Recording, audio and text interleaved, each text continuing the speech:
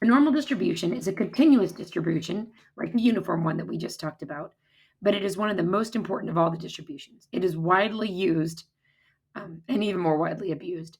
The graph is a shape of a bell, and you will see this bell curve in almost every single discipline: psychology, business, economics, you name it. It's everywhere. So the normal distribution has two parameters, the mean and the standard deviation, and we're going to use mu for mean and sigma for standard deviation. And if a random variable is distributed as a normal distribution, we write, the tilde to say it's distributed as, and use a capital N.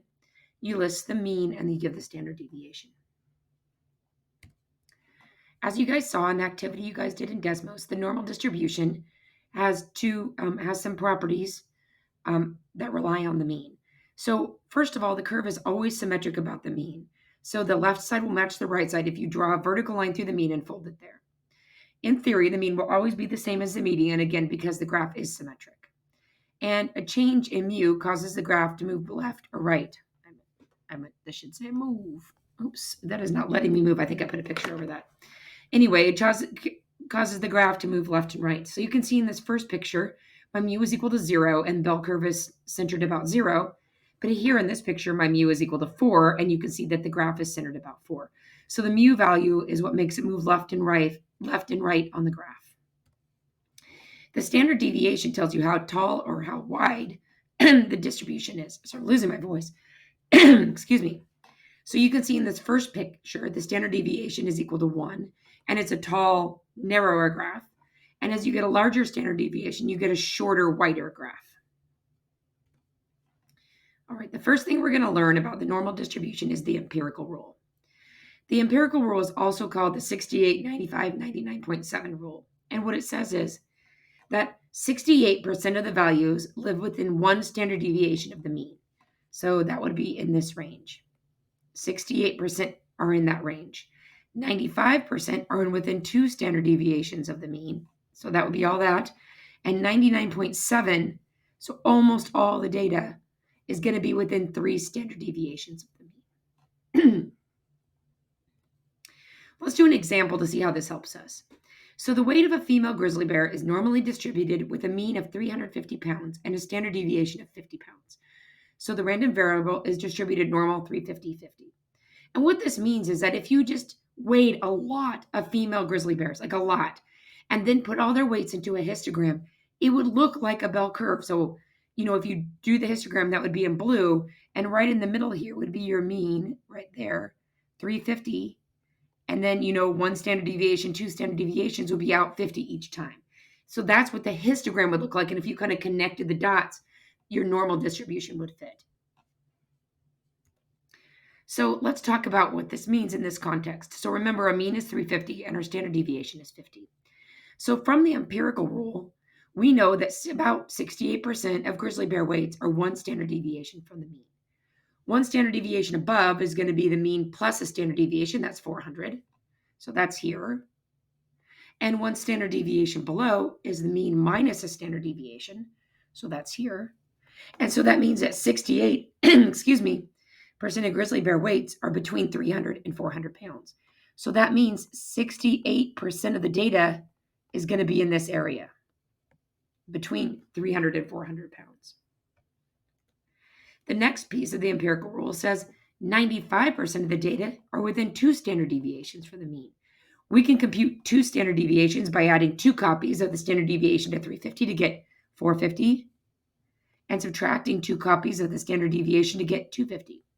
And we know that 95% of grizzly bears will weigh in the range of 250 to 450 pounds.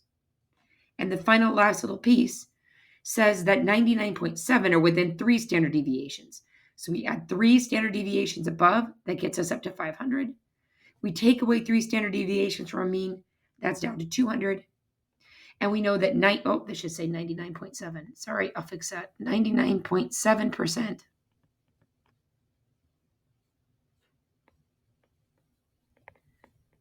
are going to be between 200 and 500 pounds. All right, that's what the empirical rule tells us. We can get a little bit more information from that than even what we have so far. Because one thing we know about the normal distribution, It's not standard. I'll talk about that in a second. One thing we know about the normal distribution is that it's symmetric, right? So here's my mean, and I'm not even going to label it on this one. There's my mean in green. And if there is 68% from here to here, that means that there's 34% here. So that goes from here in this range and 34% here. And this is true with all normal distributions. From one standard deviation below to the mean is going to be 34%. And from the mean to one standard deviation above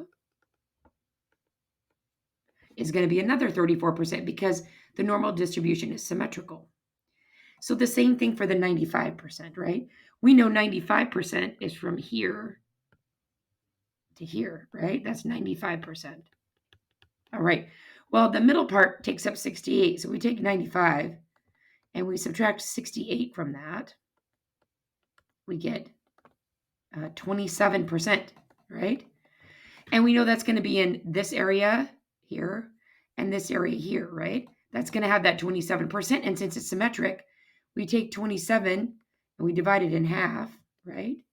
And we get, well, it looks like 13.5. So each one of these guys is going to get half that 27%. So we know there's got to be 13.5% from here to here. And another 13.5% from here to here. And so that's plus 2 sigma and minus 2 sigma. All right. And if we added that up, 34 plus 34 plus 13.5 plus 13.5, we get 95%. Everything from 2 sigma below to 2 sigma above. We can break it down one more time because we have a little bit more of this information. We know 99.7 goes from here all the way to here, right? That's 99.7%. Well, the middle piece of that is soaked up by the 95%. So we subtract that, we get 4.7%. And the 4.7% is what's going to go in here and in here, right? This is plus 3 standard deviations. This is minus 3 standard deviations. That's going to be the 4.7%. Divide that in half, divide by 2, you get 2.35%. All right? So each of those get, oh man, I bumped it. Sorry. 2.35%.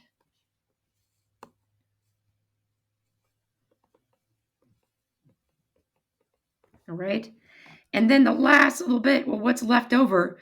Well, 99.7% go from minus 3 standard deviations up to 3 standard deviations. That leaves 0.3% left over. Half of that is 0.15%. So I can't write in there, but in this little teeny area is 0.15%.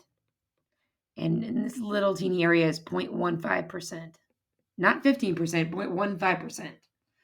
All right, and now this is true for any normal distribution. It doesn't need to be bears weighing so much because all we did this based on was standard deviation and the mean. And you can use this to answer a lot of questions. So let's go ahead and try to use this to answer some questions. All right, so now that we have this nice curve figured out, and it's true for all normal distributions, we can make it work for our distribution that we're talking about. So our mean is 350. So let's just label these down here with our numbers. And 1 standard deviation above is 400. 2 above is 450. 3 above is 500. 1 below is 300. 250, 200, right? Those are our numbers, our pounds on this axis, right? All right, and it says what percentage of all grizzly bears weigh more than 250 pounds? So what percent would be everybody in these groups, right? All those numbers all the way up forever. Oops, I didn't mean to get that outside the line. Those are all the ones that weigh more than 250 pounds. So we can just add those up, right? We can add those up by adding up 13.5, 34. Oh, whoops, don't do that. No, 13.5, 34, 34, 13.5, 2.35, 0.15. And there's smarter ways to do this, but we're going to do it the hard way the first time. So that's 0, carry the 1, 6, 11, 14, 15, Carry the 1, my light handwriting, 4, 8, 12, 15, 16, 17. Carry the 1, 1, 2, 5, 8, 9, 97.5. We add up all the ones that were shaded, all the percents that count is 97.5%. Now, we probably should have known that, because an easier way to do that would be to count the ones that aren't in there and then subtract from 100%, right? That adds 2.5%. So 2.5% weigh less than 250 pounds, and 97.5% weigh more than 250 pounds. Let's try another question. Here's our labeled graph. If Glacier National Park is home to 150 grizzly bears, about how many of them will weigh between 300 and 450 pounds? So first, we need to figure out how many what percentage weigh between 300 and 450 pounds. And then we take that percent of 150. So why don't you pause the video right now and see if you can figure out how many weigh between 300 and 450 pounds. All right, did you add up this guy's right here, 300 up to here, right? Those are the ones that are going to weigh between 300 and 450 pounds.